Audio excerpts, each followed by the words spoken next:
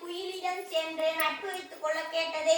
அதற்கு குயில் என்னைமா நீ கூவ தெரியுமா என்று கேலி செய்து பறந்து சென்றது. வருத்தத்துடன் யானை மீண்டும் மீண்டும் நடைபயணத்தை தொடங்கியது. பாதையில் நடனம் ஆடி அழகு